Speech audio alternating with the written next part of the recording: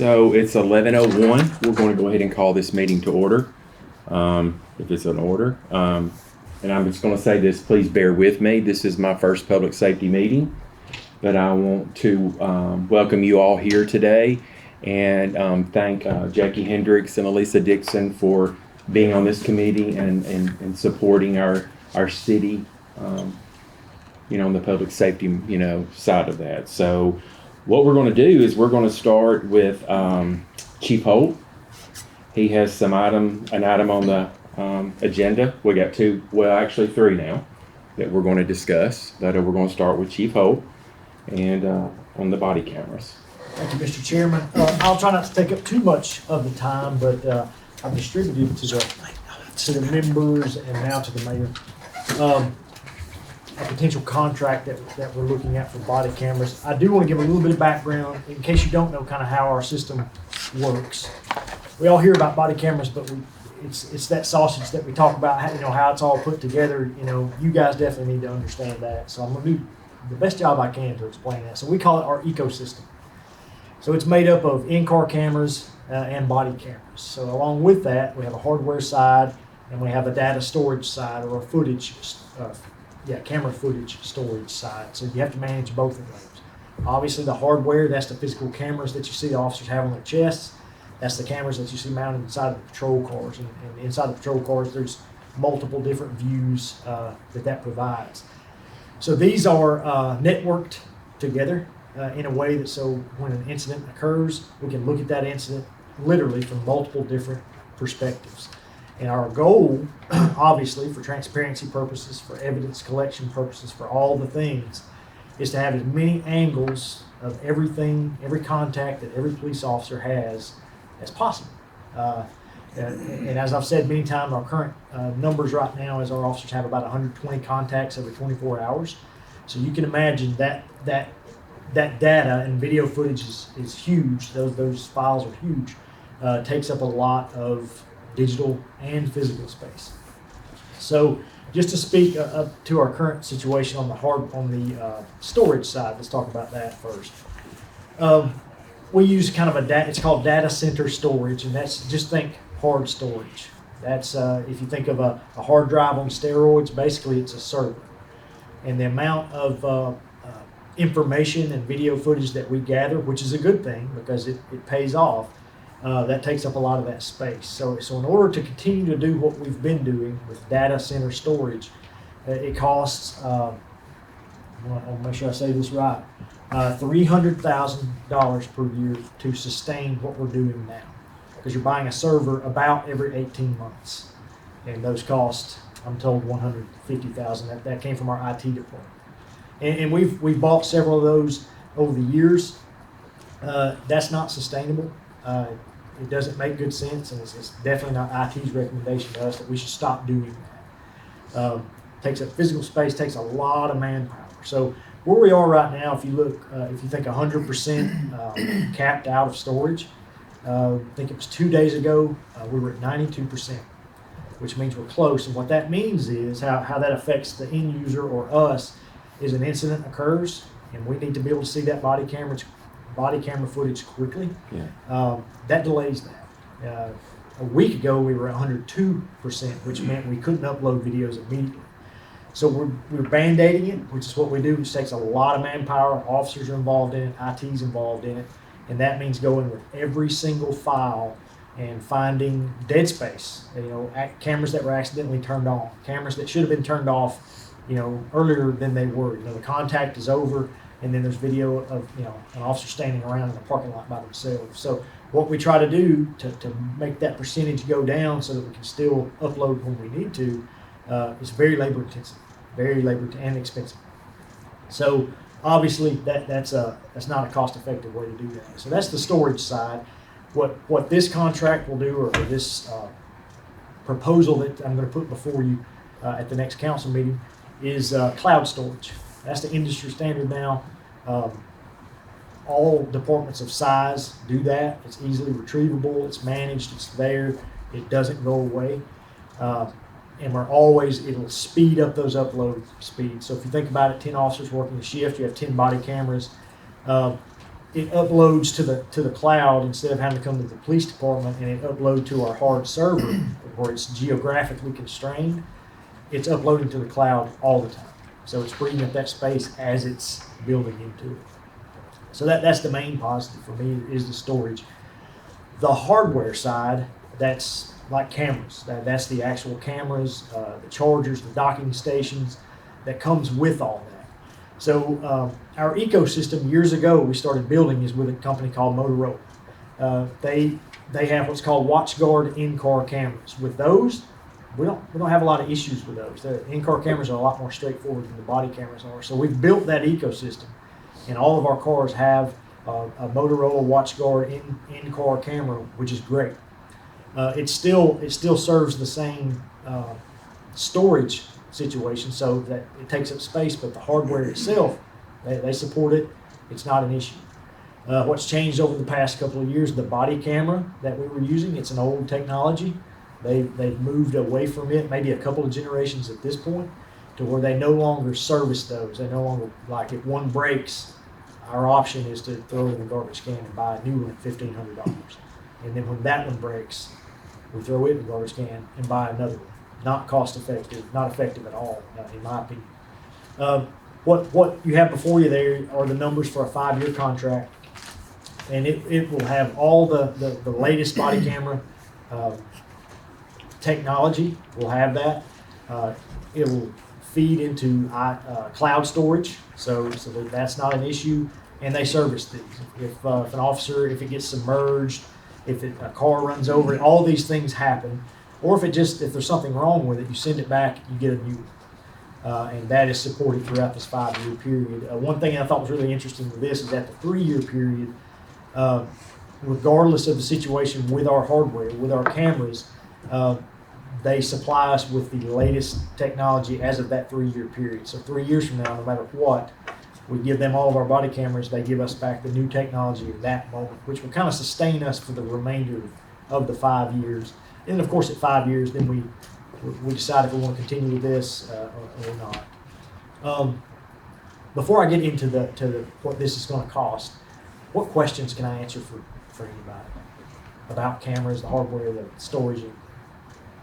The year one, did you put that in this year's budget request? It is budgeted, yes. So I recently went through a significant cut in the last couple of weeks with personnel. I was asked to cut $350,000. I ended up cutting $417,000. So within that, this first year cost is going to be budgeted. Since we are talking about that first year, you'll notice it says $99,000. Right. So we're already on the hook for 48. I think it's 48,000, which means we owe them that anyway. They're rolling that in, so the first year cost is actually going to be $51,000, and that is budgeted in. For years 2, 3, and 4, you'll see that it's $125 per year. And I've been assured by my staff that is going to be budgeted in as well. We're going to make room for that in our existing budget. We'll absorb that. I mean, it's why you're on that, the projected date, the order date. So we're looking at before the 15th, right? So they extended us to the 23rd, Oh, that's good. which Awesome. we were able to make that happen about 3 days ago. Which So was this great. is past the council meeting on the 16th. Correct. That's exactly right. Yep. And that was like pulling teeth getting them to do it, but they did it. So as far as that's concerned, we're all set there. But I'm happy to answer any questions that you have or about any of this. From my perspective, body cam is not optional. I mean, and we've seen this since he was at the police department doing this. We've seen this coming from a distance, trying to kick the can down the road as long as we can, and it looks like it's come home to roost. It's definitely the tipping point, especially financially. If we continue doing what we're doing, it's going to way outweigh just the numeric cost, the financial cost. And he's absolutely right. The mayor's right. We don't want to be the city that doesn't have that footage when that incident happens. On a weekly, multiple times a week, we access that body camera footage for evidentiary purposes, for complaints on officers, sometimes very serious allegations. Just quite frankly, we've been able to use body cam footage to confirm that officers behaved poorly, and we've also been able to use body cam footage to exonerate officers. to determine that the allegation was false. And both of those are equally as important. And without that extra footage, and it's just expected in law enforcement today, to be able to say, well, we don't have that footage is the wrong answer. And we just want to make err on the side of the safety of our community and our officers as well. I think that's very important. Absolutely. I'm very familiar with it because my family in Tennessee raising, officers. So Yes, I have a question. Does the cloud storage cap out at a certain amount? So on this one, I really don't think that it does. I can get you an answer for that, for sure, but I believe it's not capped out. I think that's part of it. It's Unlimited? that's the difference between it and that hard storage, because it has a hard cap that you can't feed into it anymore. I think it says unlimited storage. That last category, number 16, video manager, Oh, yeah. no cloud, annual unlimited storage per in-car video system. I guess that applies to bike. So we're actually gaining budget with this, because you said you're averaging 150 a year on servers Yes, sir. in-house, and they're going down to 125, Plus- And the cameras cost $1,500. plus we're getting all the equipment, Correct. so, yeah. And as far as the in-car cameras, I use the word ecosystem, and it's just the best word that I could come up with. But that's that combination of in-car cameras and body cameras, and that's why, Motorola is the choice for us, because the only other option would be starting from scratch with someone, and that number would be astronomical to us. I just don't think that would be wise. Any other questions? We need this to come up on the next council agenda. It may mean that we need to ask for a motion from one of you all and a vote from the council to be able to move it to the full council, I think. So I guess my question, does this need to go before the finance committee? Well, they're meeting prior to the next That's what I was council, fixing to say, Jackie. and so I think we could do that just Yes. to Move it to the finance. I think that's Yeah, what just we as need to do. I would hope we would have a full recommendation from your committee to the finance committee. It's just gonna make the finance committee feel a little better about knowing about it, the head of the, council. Is that something I will need to be able to attend? Probably will need to be. Yeah. Okay. I'll just need to know what that date is for that. But I'll We make can the send you the motion. invite. I got, You got it. yeah, I got it. Just, when is I that? think it's meeting? next Next Friday. No, I said you. It's next week. It's, and maybe next Wednesday at 4. Please that do. sounds But I right. can get on the Yes. agenda before. Oh, yes, right. Yes. I'll send you the invite, when I we get any. Great. Jackie, you know when that meeting The is? finance committee, did we get the date confirmed? I'll look and see. I think it's next Wednesday. Well, it needed to be after. We changed it from the last meeting to. Finance committee is Wednesday, the 10th at 4 o'clock. Right in this room. So what's your recommendation at this time? Okay, so I'll make a motion that we, send it to the finance committee, in hopes that it'll get forwarded to the full council at the next council meeting. At least the seconds were all in favor. Thank you very We'll much. move that to the finance committee, and we'll look forward to hearing you on our next city council meeting. Thank you, sir. Thank you for your work and putting into that and preparing. Okay, we have Brad Holmes, the director of EMS Healthcare Authority, and so we're gonna let him have the floor right now. Well, thank you, Mr. Chairman, and I appreciate you adding me to the agenda on such short notice. The issue I'm bringing before the committee is a joint issue with the city and the county as it relates to EMS and EMS service. My ask of you today is to consider supporting a resolution before the entire council at the next council meeting requesting the state legislators from our local delegation to offer a bill for the purpose of approving a referendum of the voters of the city of Florence and Lauderdale County for the purpose of funding EMS. as we've discussed in great detail, over the last 20 years, we've had 8 EMS providers in Lauderdale County. At the end of each contract, the city council and county commission have opted to cancel those contracts and go with a new or different provider.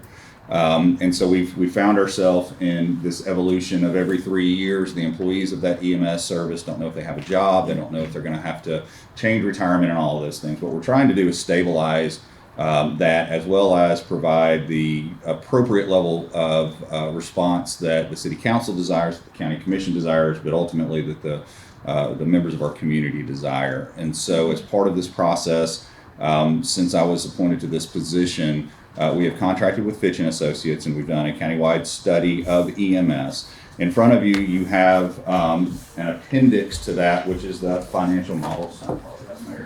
Which is the financial models, and what Fitch & Associates came back to us. I don't think You're fine, I'll go.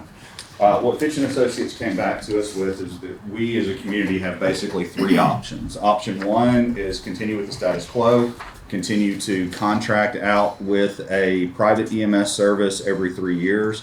The second is a fire-based model, whereby the most logical scenario would be the city of Florence Fire Department to run EMS service and then contract that service with the county. And the third, which we have focused on over the last year, is the authority model. Basically transitioning the healthcare authority that was established for ECM Hospital, that is still in existence. Within that authority language, there is specific language that allows for transportation needs to be inclusive as part of that authority. And so Mr. Musgrove, on behalf of the city, and Mr. Smith on behalf of the county, are researching to ensure that there's no legal roadblocks to transitioning that authority for this purpose.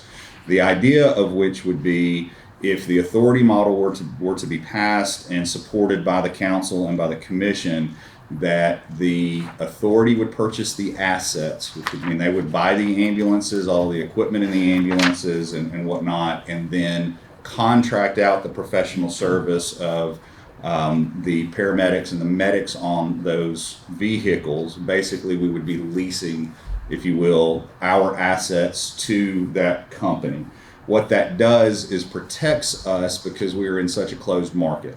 The challenge we have in Lauderdale County is Huntsville Hospital borders us to the south and to the east, and then we have 2 states, Mississippi and Tennessee, that border us to the west and to the north. So for a private company to come into our market, there's no market room expansion, which limits the number of ambulance services that come in. It also, we believe, and if we look in other areas of the country, means that we can anticipate that when contract renewal comes up, that there will be increased cost for that. Where Huntsville Hospital has an advantage with their EMS service now being owned by the hospital, is a significant amount of the corporate overhead can be dispersed. In other words, the ambulance service itself doesn't have to pay for their equipment, they don't have to pay for the supplies, they simply go into the ER and swap out for what they need, and that overhead then gets attached to the hospital. We don't have that because NAMC is a privately owned organization, not affiliated with the Huntsville Hospital system. And that, again, places us in a unique position. And so that's the ask. There has been a lot of conversation about the best means by which to fund. I know Chairman Pettis has some thoughts on that as well. We have discussed attaching to a utility bill. Challenges with attaching to the utility bill is the administrative rate that the utility requires in order to place that fee on the bill. The second is lack of accountability. If I have let's say the fee is $10 per person.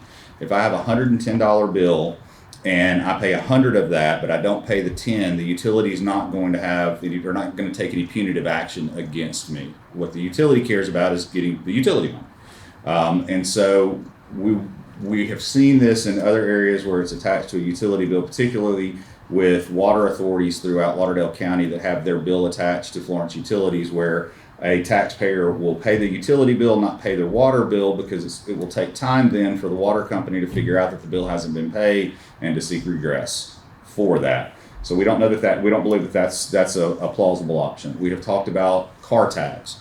Does it need to be attached to car tags? And there's some limitations with that, particularly in that the number of registered vehicles in the county would actually mean a decrease in funding over what's in existence today, particularly on the volunteer fire side of the house. And the fee would have to be so high on the EMS side that it just would be illogical. And so currently what we have discussed is a millage vote of the people. And that millage vote, there would be in this scenario, there would be two different ballot measures. One would be a county-wide ballot measure, and one would be a county-only ballot measure. And that's important because the documentation that I've put in front of you that shows the current tax assessment and values within the city of Florence and within Lauderdale County. On the EMS side, because that system would be county-wide, would be a county-wide vote. Volunteer fire would be separate. I've talked to Chief Anderton, I've talked to the mayor. There's not an appetite for including city fire in this conversation at this point for various reasons. Each of the scenarios or different options for what an EMS would look like under this, the financials are broken down for you. And what our intent would be is to run 8 ambulances full-time within Lauderdale County, as well as have an additional ambulance available at each of the fire stations in the city of Florence and at 7 locations throughout Lauderdale County. What that does is, as Chief Anderton and his department continue to move forward and successfully obtain their ALS non-transport certification, for us to enter into MOUs and agreements that would basically state if there is not an available unit in Lauderdale County within a reasonable amount of time, extended ETA, then his firefighters would be able to take that ambulance and get that person to the hospital without any delay. And we would do the same thing throughout Lauderdale County at the departments in Lauderdale County that are ALS certified. In addition to that, we would also be able to enter into long-term professional services agreement. No more 3 years. We could go to a 10-year contract. We could go to a 20-year contract for that matter, which would improve the employees' morale. One of the challenges you have when we have a new service that comes into Lauderdale County, year one's great. We're the new service, everything's shiny and bright, we're going to give it 110%. Year 2, questions start popping up in the back of my mind. Well, this is a 3-year contract, and now that conversation starts. And by year 3, if the employees, generally speaking, are concerned, their stress level is up. And when the employee stress level is up, the quality of care goes down because they don't know what's going to happen next. And so we obviously want to eliminate that as well. Rather than this being a mandate from government, our request is that we allow the people in the county and the city to vote on it. Let it be their decision. At the end of the day, right now, our EMS provider is fulfilling their contract, but they aren't going above and beyond, nor are they legally bound to, nor can we hold them accountable to do anything above and beyond. So the taxpayers of Lauderdale County are getting what they pay for, is the bottom line. In comparison, and I've shared this comparison before, and our police and our fire department in the city of Florence deserve every penny that this city allocates towards them and then some. But we're spending $19 million a year on police, $13 million a year on fire, and less than $500,000 on EMS. So we can see where the disparity happens, and we know that the revenue is not there. My ask is to allow us to go to the legislature and then a vote of the people to establish that funding. Can you remind me, maybe you said it and I missed it, when the contract is up that we currently have? April of 27. And that's why the necessity for the conversation today. So the legislative session for fiscal 26 starts in January, and they're hoping to be out by the end of February or beginning of March because it's an election year for a number of them. That being the case, in order for a local bill to go before the legislature, the steps within the process are local government has to make the request. Once the request is made, then the legislator that would sponsor the bill begins their conversations and working with the Legislative Research Service. Once the bill is written and approved, then it has to be published for 4 weeks. Once it's published for 4 weeks, then it can be introduced. And so knowing what that time frame looks like is why we're asking for permission to go to the legislature now. Understanding that if we miss this opportunity, if we choose not to go down this road, the next opportunity for us to go before the voters would be in 28, which would mean that this council, this commission would have to enter into contract negotiations in December of 2026 with an anticipated contract letting in April of 27. So what's the option if the vote should fail? We're stuck within the same position, and city and county have to come up with funding as they see fit during the contract negotiation. So no recommendation on what, we just have to cross that bridge when we got there? I think we'd have to cross it when we get there. You know, if you look back, and I was not involved in the previous contract negotiation, but I believe we had 3 providers that submitted proposals.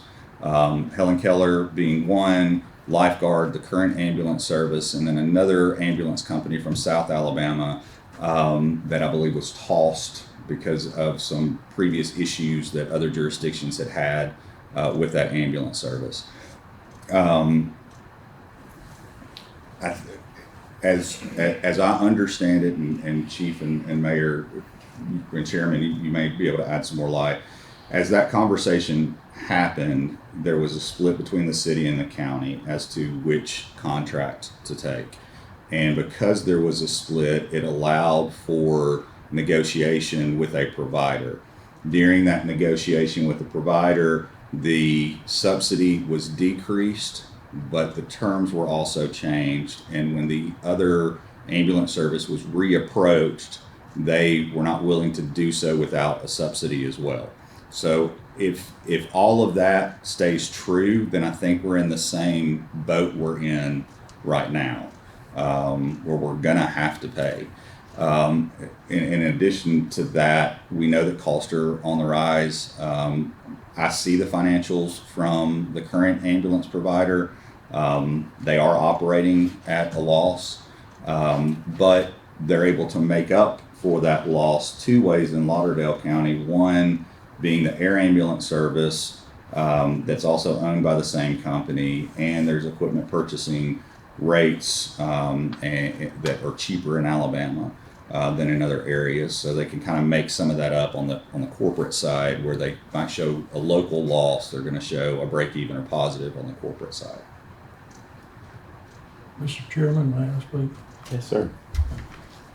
Well, we got 4 commissioners, and we have them, myself, that makes 5 on our county commission, which we are, all the methods there Brad talked about, we are not for. We're not for the ad valorem either. We're unanimous that we're not for this. We have an alternative that we prefer. I can give you a lot of different reasons on what our commissioners have stated why we don't want to go this route. One thing, property tax is unconstitutional. We have the right to own property, and the Constitution doesn't say if, blah, blah, blah. If you don't pay your taxes, you have the right. If you pay your taxes, you have the right to own property. The second point is, there's more than a second point too, here's number 2. With property tax, renters, tourists, anyone driving through our county get fire and ambulance service with not paying 1 cent. But they get the service of the property owners. The property owners are footing the bill. Our alternative is to do a half-cent county, Lauderdale County tax. And the half-cent CETA tax brings in $8.2 million a year. That's a little short of the 8.7. But the half-cent tax from August of 24 to July 25 brought in 8.2 million. And if we let the voters vote on giving EMS 70% of that half-cent sales tax, that would be 6.1 million for EMS, and then take 30% of that county sales tax, that would be 2.6 million for volunteer fire, for our 14 departments. So you basically real close to the same, you are pretty well the same amount of money on EMS. A little short on fire, but that way, anybody driving through that buys a Coke, a tater chip, goes to a restaurant or whatever, has paid, that if they have a wreck on the road, they paid for that fire truck to come out there, that fire department. If they happen to be in the building while they're visiting here, and the renters, those that's leasing property that's in there needing rescuing, they are paying for that fire department to help get them out of that building, instead of just free service. And so what the commission prefers is that we go to Lauderdale County half-cent sales tax. So everybody has some skin in the game. That's our alternative. So Danny, are you proposing an additional half-cent, which would take us to 10 cents sales tax, or reallocating the C to half-cent? No, it'd be an additional half-cent. Lauderdale County tax. It'd be the CETA tax, and there'd be a Lauderdale County commission tax, half-cent tax.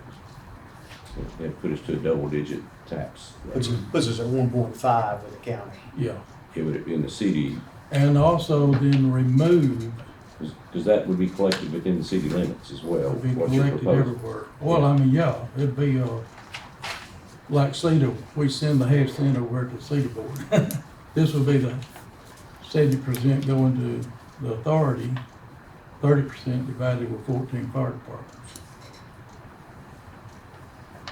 And the commission now distributes money to the 14 fire departments as well. My only concern is I've always heard that double-digit sales tax is the death knell of the community. Well, if I'm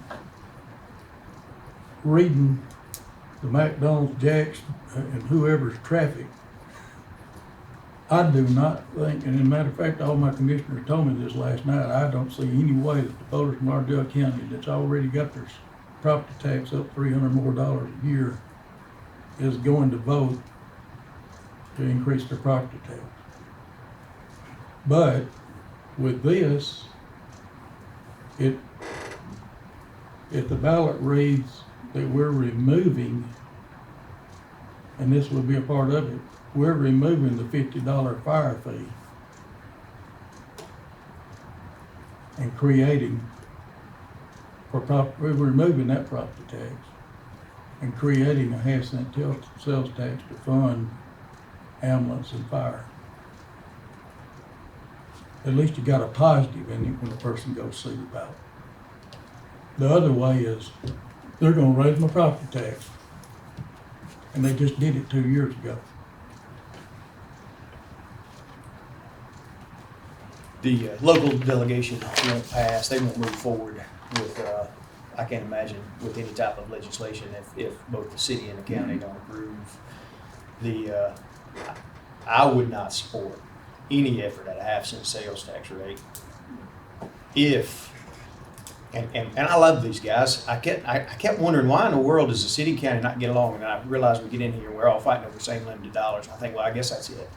The CETA money is currently not even allocated for that. There'd have to be an alteration to that legislation before you get in here. And I hate to say this and have to step out, but I am longer than I intended to.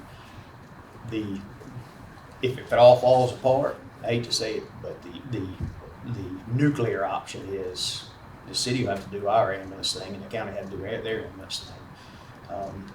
and the profitability is a different model within the city than within the county. And I wasn't trying to come across that the county wouldn't pass a property tax, you know, a resolution to do it. That's why I used the word prefer. Yeah, The no, I county misunderstood. prefers- Yeah, thank you for that. This way.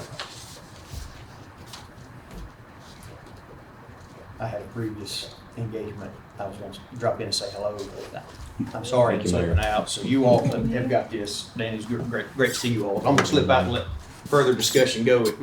Sounds like it may take some of that. So I apologize.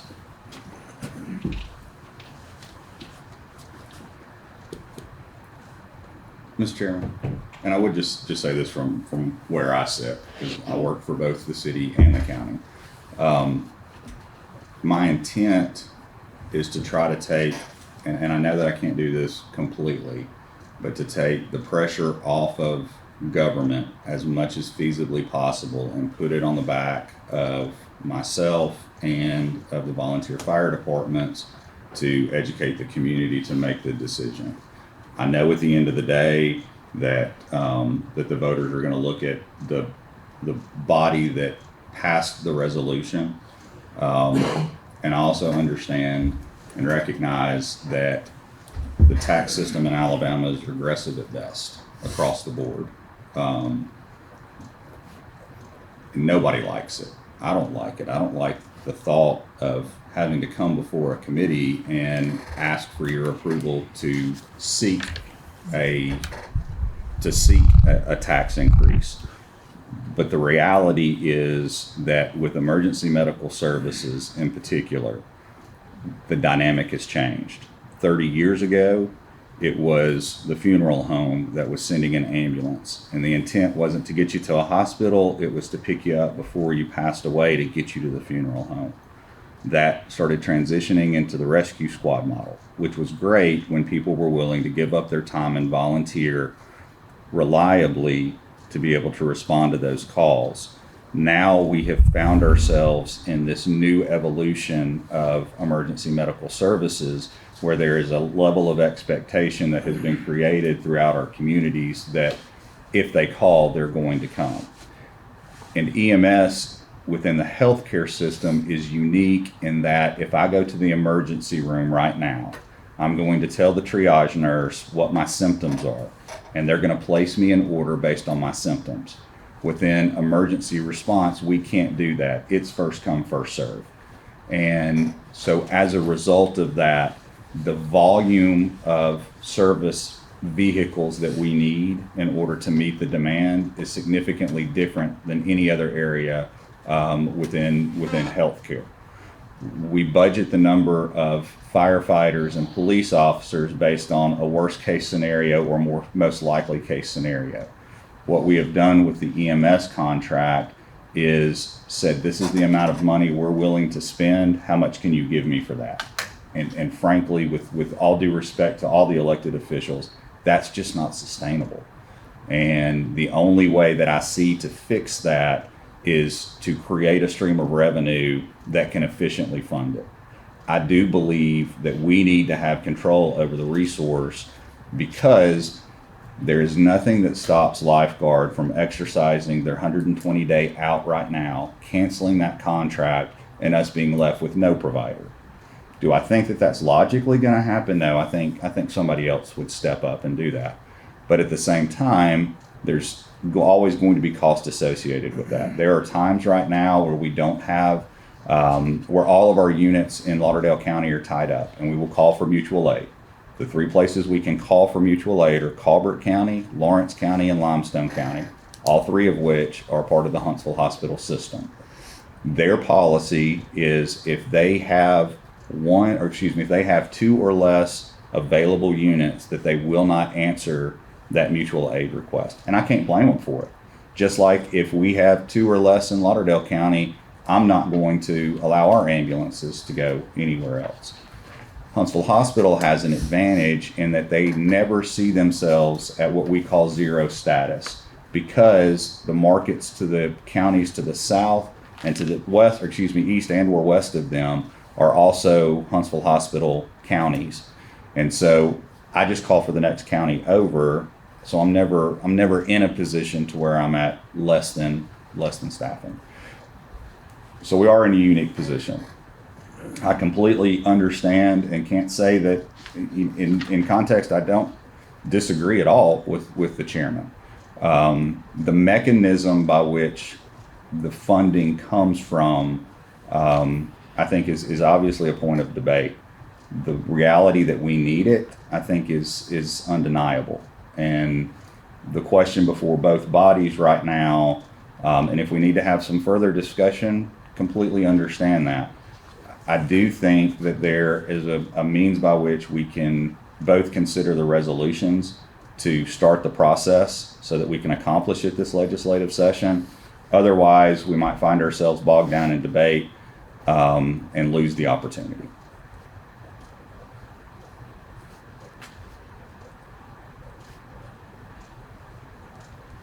Interesting.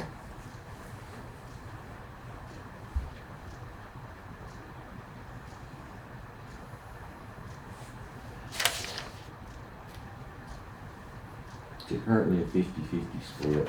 It is. It is. The original contract was $574,000 in supplement. That was split equally within the contract. There are 2 renewal periods, and at each renewal period, the provider has the option to take advantage of a increase in pricing that cannot be, or that has to be at the same rate as the CPI increase over the previous year and cannot exceed 3%. So I think CPI last year was 3.2 or 3.3, so they exercised their 3% increase last year. In April of 26, I anticipate that they'll do the same. I think it'll be a little bit lower. I think CPI last year for fiscal 25 is looking at closer to 2.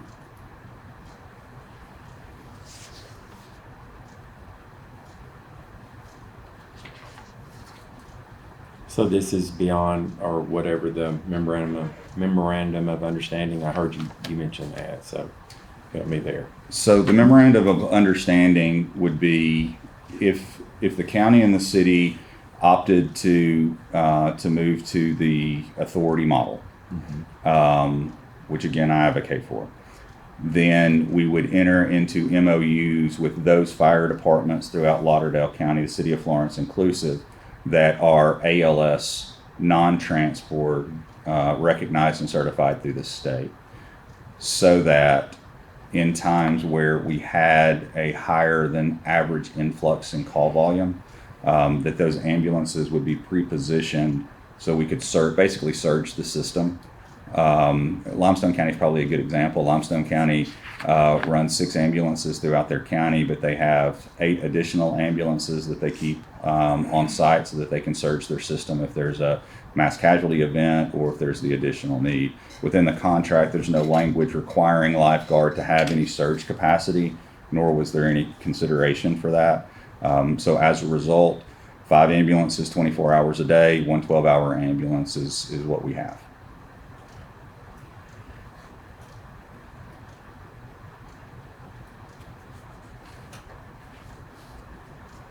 Is this something I'm asking it? Did we have it right on there? I don't think we're Or there. maybe, I agree. Chief, can you share your I thought we thoughts? need more. Sure. So We're still kind of Yeah. floundering a little bit with this. I don't mind at all. Actually, I'm kind of asked to come to the meeting at the last moment and share a couple of pieces of information with you, one of which is right down this line. The Florence Fire Department, we have 94 budgeted positions in the department. 91 of them are sworn firefighters. We take an oath to serve the citizens and the public. And shortly after becoming chief of the department, looking at the EMS side of the department, I knew that there were going to have to be changes. And in early 2024, we began the process of working towards becoming ALS non-transport certified. And one of the things I was going to share with you all today is going into snail mail today as our application. We've already gotten past all the vetting with Alabama Department of Public Health, and we're pending an on-site inspection within the next 2 weeks and anticipating being certified at that level. Everything we've been doing up to this point, purchasing equipment and the many hours of training has all been sought and funded overwhelmingly, predominantly with grant funds. Grant funds have bought all the equipment. I would say probably 94 to 5% of the equipment, and they have funded the training at probably 98% level up to this point. We've got another class that we're scheduling for February. All of that is in regards to this topic on the table. And, you know, in 2023, 2021, 22, 23, leading into 24, we were faced in a scenario where we had responders going to calls, some of those life-threatening calls, and there was not a transport unit available. And you pick your place in town, you know, when you wait 52 minutes on Pine Street, you've got a critical patient that's been involved in an automobile accident.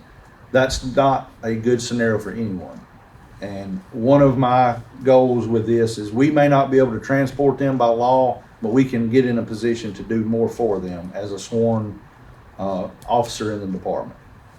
Our staff is, with the exception, I think, of one person, we all are licensed through the Department of Public Health, and we've got a large number of people now that have obtained an ALS license. And as an organization, before the end of the year, we should be there. We've got some great working relationships so that this is not incurring a lot of cost on us to operate that way. The ambulance service, what we use prior to their arrival, they have the mechanism to bill for. They restock us on the scene or at the hospital following, and we're already there. Why do we not get ourselves in a position to do the most for the public? And that's been the motto with this. That forecasting is exactly the topic that's on the table now. I would have to support, I support what Brad is presenting to you, but we've got to do something. And how we get there, I don't know. Otherwise, this is interesting to hear Mr. Chairman Pettis present his thing, but I'm behind the model that we've all been working on for well over a year now, as a solution that's viable. The subsidy that's there now, I fully anticipate that subsidy to trend upward. There's no way around it. Everything is costing more, so that's going to trend upward. What I'm trying to avoid is the citizens of Florence not having interventions when they need them. You know, I'm in a situation where I have handcuffs on per se when it comes to transporting them, but we want to be in a position as an organization to be able to provide life, you know, sustaining and intervention measures as much as possible. And I don't have a good feeling about where things are. And I'm looking down the road saying if something like this doesn't pass, I can see 2022, 2023 as a potential again, and that scares me as somebody that's sworn to serve the public. That scares me. So the issue that I see from the finance committee for you is this would be a general fund subsidy without this millage. And you know what we're dealing with looking in the fund with how tight that is. Yeah. So, I mean, Brad's right. We've got to find a sustainable revenue source with this issue. And so, I don't, if I may, I don't see, I see that as the best solution moving forward. You know, it's just like with your cell phone bill, you get these things on there to support certain things. Again, my only concern is should it fail, what do we do? You know, right back in square one. And so, do we have like plans in place for that if this were to fail? I mean, are we thinking ahead of the curve? And to the extent that I'm privy to city and county finances. Yeah. I mean, I respectfully, there's some portions of this that I'm just not privy to the information. You know, Mayor made the comment of, you know, nuclear option is the city start its own ambulance. Again, that's a debatable conversation. Part of why we have looked at the authority model versus the fire-based model is because it creates So law limits the ability of government to create corporations and limits the ability of the government to compete against the free market. However, there are within strict guide rails opportunities, i.e. the healthcare authority, by which pertinent services that have been deemed appropriate by the legislature, there are some allowable mechanisms to do that, which provides the corporate umbrella for the system to operate without the direct liability that would be associated with for instance, a fire-based model. And so kind of weighing both of those, that has generally been the consensus amongst those that have been pondering this for the last year and a half.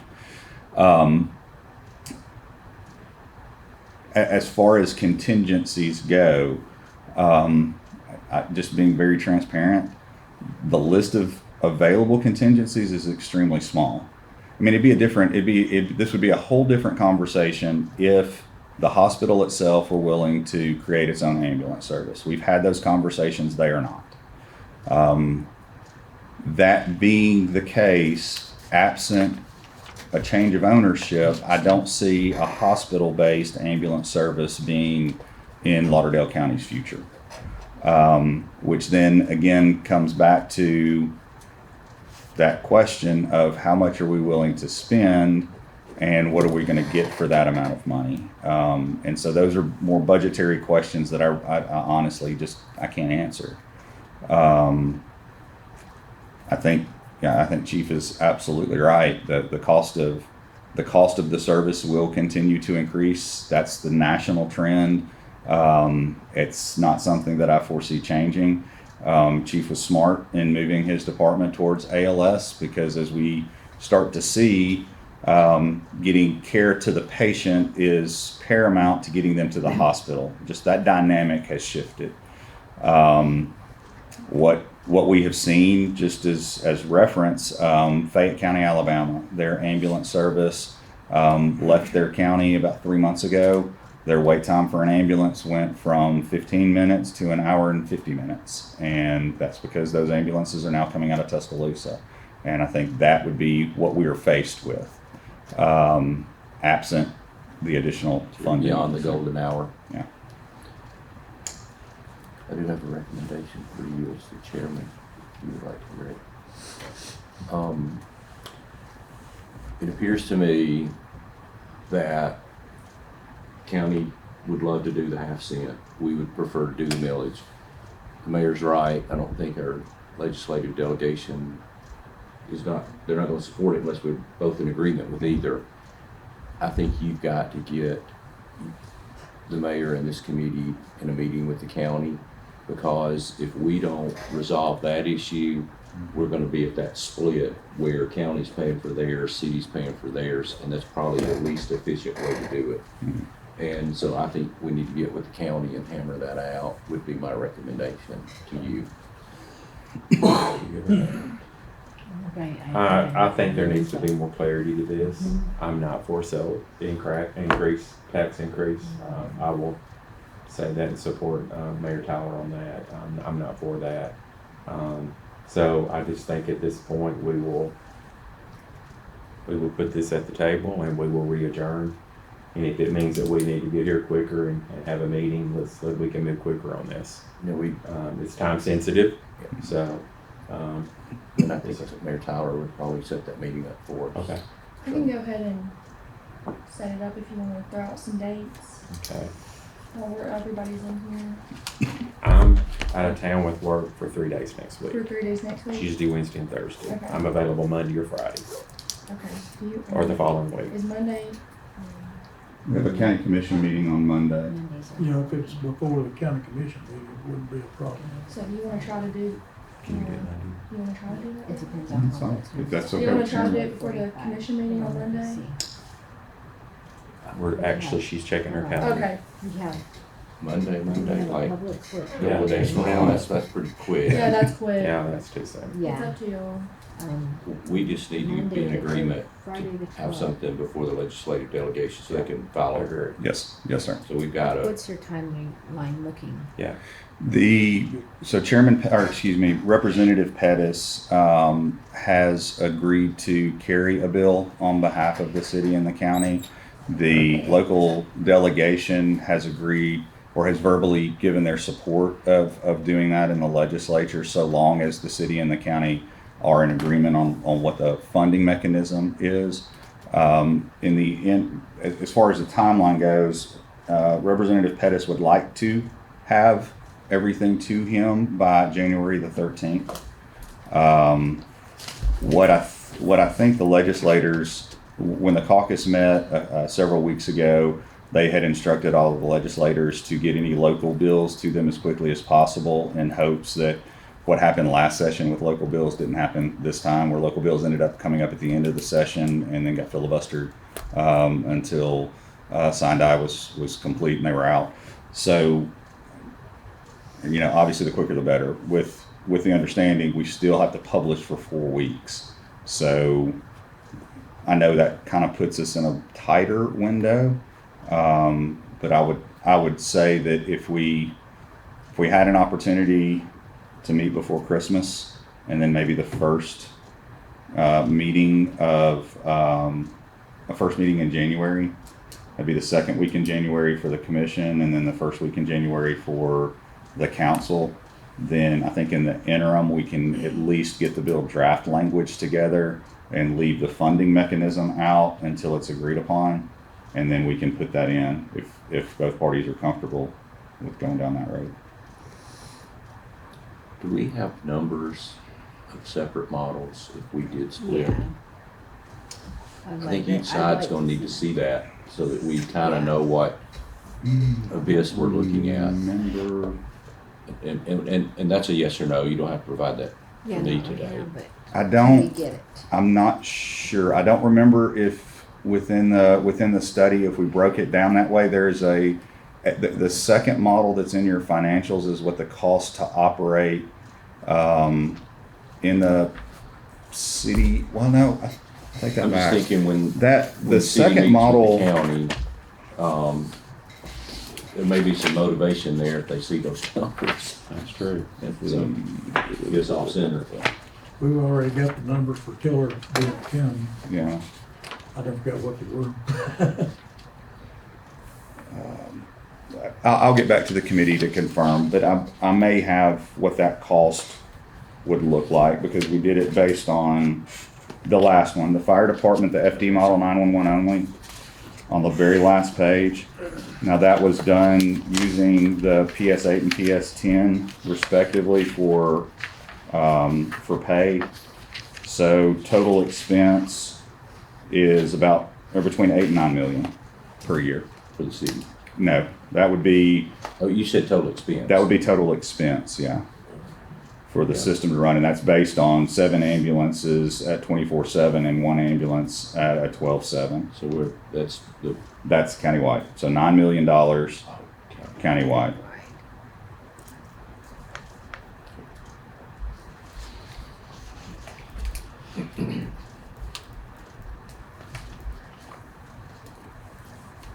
Okay, so we will try to look at some times, maybe the following week, Yeah.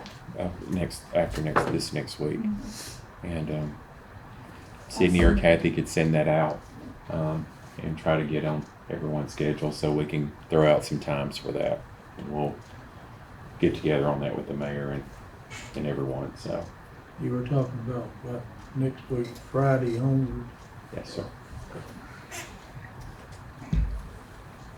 Okay. Sorry to be controversial in your first month. That's okay. Baptism Chief, by you got fire. something, that's right. Let's So go. I shared one of the main points that I wanted to share about our organization becoming ALS certified, and it's a monumental day for us. This is good for the public, good for our community, and the willingness of our organization to jump on board and make this happen has been very good. The other thing that I want to entertain or throw something out to see if you guys would entertain, I will need sometime shortly after the first of the year, I would like to have another public safety committee meeting and host it at our training center. Okay. Up on Chisholm Road. The previous public safety committee approved a project out there that we have some budgeted funds for that have carried over, and we found a way to cut some costs off that. So what they approved was to send it out to bid. What I would like to do, speaking with the mayor, is bring you guys out there and let you look at this project and show you what we're trying to accomplish and why, and a little background behind it. If you all would entertain going out to our training facility and in January for a brief meeting. That's great. Okay. That was all I had for And today. being in the medical field, the ALS, and all, I'm very familiar with everything. Sure. And to me, that just speaks volumes Yes. to the community. It's I just think that, because I think there's special things with the medicines, the boxes, and Yes, everything that absolutely. we can do have, Absolutely. on our. And advanced life support, is that what that means? Mhm. Yes, I'm sorry. I'm out of medical field, but I thought that was it. Yes. The interventions that are out there now, and the trend is more and more is being pushed out into the field. You can do so much more for people. And I'm not gonna say that it takes the urgency of a transport unit away, but you can do so much more life-sustaining interventions in the field. And where it used to be load them and get gone, get to the ER as fast as you can. That scale has tipped back to field delivery interventions are much more impactful. And this gives us a niche in that to make that positive impact. Thank you for what you do too. Jackie, you have anything you No. want to bring before? Lisa? Oh, I'm sorry, I Okay. did. Chief Hope, two things. One, follow up on y'all were working on the parking issue that we got the complaint on over on Mobile with the people parking across Yes, the and I can sidewalk. speak to that if you'd like. Okay, So what we determined on that, so the vehicles that they're talking about are the people that live in those homes. And so we're kind of caught between, we expected to go over there and see people just kind of parked on the left and the right side of the road with half their cars on the sidewalks and that. These are people that live there, and they're in their driveways. I would call it maybe a design issue, because that causes part of that sidewalk to be blocked. part of their driveway, It's yeah. part of their driveway though, so I'm not crazy about writing people parking tickets in their home. So I'm leaning more in the direction of it's a design flaw, and they all just need to be able to commingle a little bit better there. There's not a lot of traffic on that road or that street, so it does cause a person to possibly have to step out into the street briefly. But I don't want to be the department over there writing parking tickets in people's homes. That's kind of my stance on that. We had received a Can we- complaint on that. Okay. And it's why, and then the last thing I told a resident I'd bring up in today's meeting, the dump trucks are coming from the dump again, Gotcha. and they're hoping maybe a parked car or something over there. One of the trucks was going so fast last week, it went off the road was closed for a while they were trying to get the truck out. And it's all That's been an ongoing issue. coming back so from the dump, because time is money, and they're trying to get back as quick as they can. I'll have them move that up in rotation. So we can reflect in a minute, where's the parking issues? It's Mobile and To make Poplar. sure. Mobile and Pop, okay. They built those new condos, Yeah. and the driveways are really short to the garage door. Of course, everybody uses their garage for storage, and so the car is parked, and it blocks the sidewalk, so people are walking their dog and such have to go out in the street, and we're starting to get, I knew the call was coming, and it finally did, and so, yeah. So yeah, our parking folks went out there. They were all over it. So they did. I think you were asking about one up in North Florence. It had a tag put on that car. They were determined that one of the vehicles that has been complained about has an expired tag on the street. One of our parking folks caught that and they put a 7-day sticker on it. What that means is either move it or we'll move it for you in 7 days. So Thank you. they just try to, because it's different cars at different times, so it's not just to go out and they have to patrol it to find the right conditions. Has that been recent? That was within the last 24 hours, I believe. Okay. Thank you. One of my deputy chiefs briefed me on that before he knew I was coming here. So That's in your district. Hey, and one thing real quick, I know we've been here for a minute, I You're fine. apologize, but if you're ever curious about our policies and procedures at the Florence Police Department, there are two ways that you can access those. They're open to the public, they're public facing. One, which is my favorite way, you should download our handy dandy app. That's the best thing in the world. That'll take you straight to our policies. You can just follow the link to those. Also on the city website, if you go through the police department portion, you'll see policies and procedures there. You'll click that, and they're all public facing, and they're all live. They're live links. So as you know, policies are constantly in a state of revision, just based off about 1 million different factors. So when you look at the policy that you click on, either on our app or on the website, it is the most recent version of that policy. So if you ever have any questions, that's a great place to start. Thank you, sir. Thank you. Opportunity. Anything else? Anything else? No, sir. Okay. Thank you all for coming today, and we will adjourn this meeting. Thank you. Thank you. Thank you. So